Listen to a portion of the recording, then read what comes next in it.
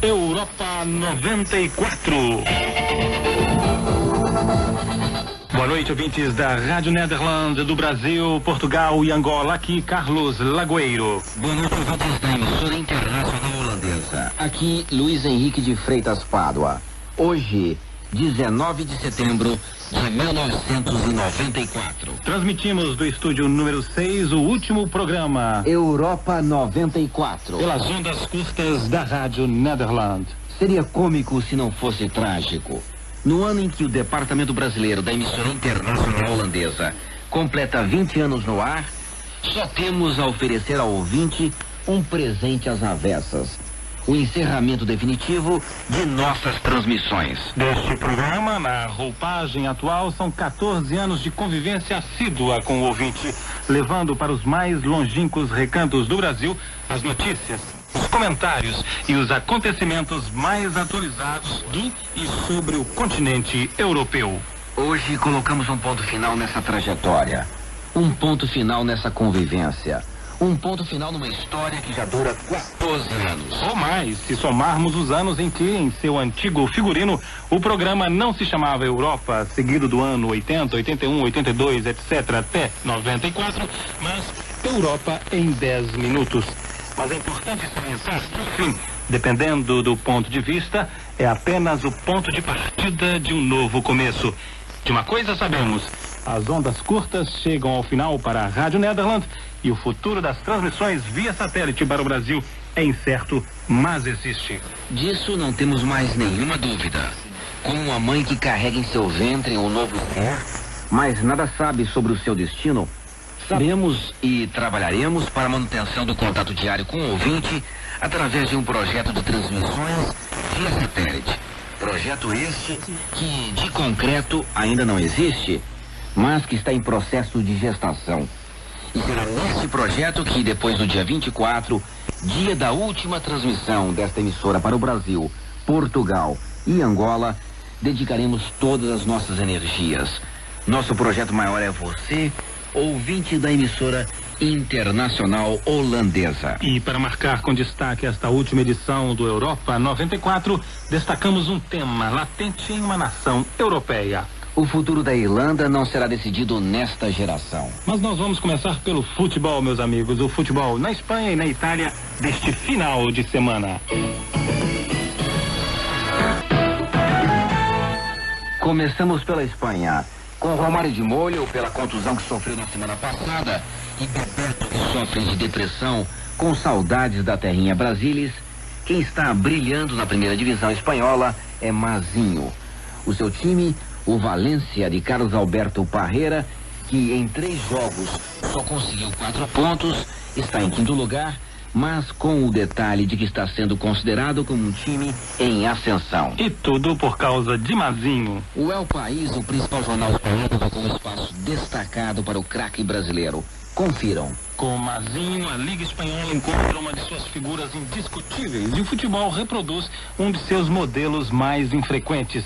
Suas 2 últimas partidas indicam que Mazinho não é precisamente um desses primeiros atores que passam a vida diante do espelho, obcecados pelo brilho pessoal. Mazinho é, sobretudo, o homem que entende seu papel como um problema global e assume a responsabilidade de armar uma equipe ao seu redor. O Valência venceu o Tenerife por 2-1. O Deportivo La Coruña, mesmo sem os brasileiros Bebeto e Mauro Silva, lidera a liga, depois da vitória de 2-1 sobre o Racing no campo deste. O Barcelona, que depois de 3 jogos ainda não parece ter dado as caras, com empate sem gols frente ao Espanhol, que está em 2º lugar, aparece lá embaixo na lista de classificação, ocupando um miserável 10º lugar. Na Itália, o holandês Ruud Gullit se transforma numa espécie de pau para toda a obra do AC Milan. No jogo de ontem, além de armar todo o time, foi o autor dos 2 gols da vitória de 2-1 contra o Lazio Roma.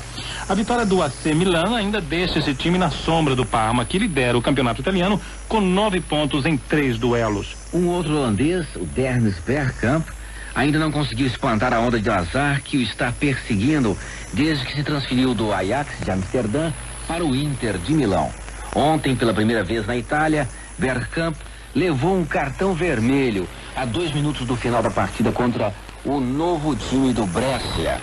Bergkamp deu uma cotovelada no defensor Pellegrini, exatamente no momento em que seu companheiro de time, Sosa, colocava uma bola no fundo da rede. Resultado: o juiz invalidou o gol, expulsou o Bergkamp e o jogo terminou em 0-0. E com isso, dou o apito final para encerrar o futebol neste Europa 94.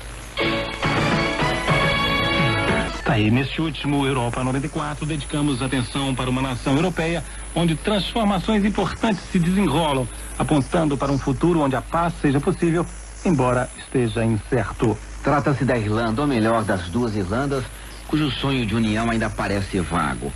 Para o primeiro-ministro irlandês, Albert Reynolds, o nascimento de uma nova Irlanda, se é que alguma vez venha a se concretizar, demorará no mínimo 20 anos. Reynolds considera que a celebração de um referendo não pode acontecer antes que o povo da Irlanda do Norte experimente por um longo tempo do prazer de viver em uma situação de paz. Se daqui a 20 ou 25 anos, ou quando seja, disse o primeiro-ministro numa entrevista ao jornal inglês The Observer, os protestantes formam 57% da população de 1.600.000 habitantes.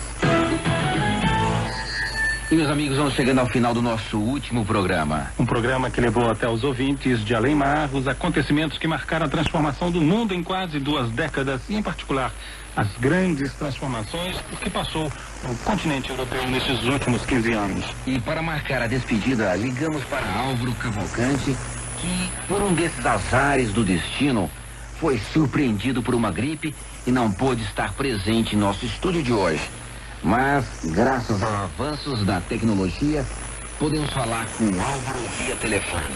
Boa noite, Álvaro Cavalcante. Boa noite, Carlos Agüero. Boa noite, amigos ouvintes da Rádio Nederland. E boa noite, Álvaro. Estou também no estúdio, no Europa 94, desta noite. Boa noite, Luiz Henrique. Álvaro, o último programa Europa 94 da emissora internacional holandesa, um programa que já está há bastante tempo no ar, né? Exatamente. Eu acredito que tenha sido 1980, se não me engano, o ano em que tivemos a primeira apresentação de Europa 80, no caso. E de lá para cá, sempre se renovando e sempre mudando o ano, naturalmente. E chegamos então ao 14º ano de transmissões ininterruptas deste programa, que infelizmente tem hoje a sua última apresentação. Quer dizer que, Álvaro, não vai ter Europa 95? Não vai ter Europa 95, a não ser que seja do agrado das estações brasileiras com quem nós pretendemos entrar em contato para um regime de cooperação através de satélite, se elas acharem, as estações brasileiras, que um programa Europa 95 com a atualidade europeia, mais ou menos no estilo em que viemos fazendo, mas talvez um pouco diferente, dependendo do gosto das estações, talvez então no Europa 95 surja a partir de janeiro. Perfeito, Álvaro. Álvaro, nesses 14 anos de Europa 90, Europa 80, 81, 82, 83, 84 e até hoje, muita mudança aconteceu no programa. Era um programa pequeno no início, depois ele se tornou um programa grande de 24, depois voltou agora a essa forma atual de 14, 15 minutos. Ao mesmo tempo que na Europa, a Europa mesmo, como continente, também sofreu muitas transformações, né? Exato, Carlos. Digamos assim, a partir de 1986 tivemos a expansão da comunidade europeia com a entrada de Portugal e da Espanha. Então passamos a ter bem mais material de Portugal, seja através de entrevista, nós tivemos a oportunidade de viajar a Portugal algumas vezes, seja através da nossa correspondente, a Cristina Duran. E é claro que com os acontecimentos na Europa do Leste, nós tivemos a ocasião, desde 89, de vir apresentando um pouco do que ocorre na Europa do Leste também, expandindo dessa maneira as fronteiras do Europa, que nosso programa aqui até então falava quase que exclusivamente sobre a Europa Ocidental. Não, Álvaro, nós não podemos esquecer também que a Europa sempre prestigiou o esporte, né? O futebol, não é mesmo? Exatamente. E eu fico assim meio saudoso já dos comentários que nós fazíamos sobre os jogadores brasileiros também, os gols que eram feitos por brasileiros, não apenas aqui na Holanda, como o caso do Ronaldo, do Romário, mas também em outros países da Europa. Sempre lembrando aquilo que era a presença brasileira nos campos de futebol aqui na Europa, nos principais campeonatos nacionais. Pois é, Álvaro, mas bola pra frente, seguimos torcendo para que tudo dê certo, que futuro que nós não sabemos qual que é, né? Seja bastante brilhante, não é mesmo? Exato. E o ouvinte, a gente lembrar, vai ser o elo de ligação entre a Rádio Nederland e as emissoras brasileiras de rádio. Ok, muito obrigado, Álvaro. Obrigado, Carlos. Obrigado, Luiz Henrique. E um grande abraço aos nossos ouvintes. E até breve, até logo, até qualquer dia. E a Europa chega ao final com a perspectiva de um novo começo. Muito obrigado a todos pela audiência nesses 14 anos. Daqui de Hilversum, na Holanda, Luiz Henrique de Freitas Pádua. Carlos Lagoeiro e o técnico Beno Jansen se despedem de todos, lhes desejando muitas boas noites para sempre na vida.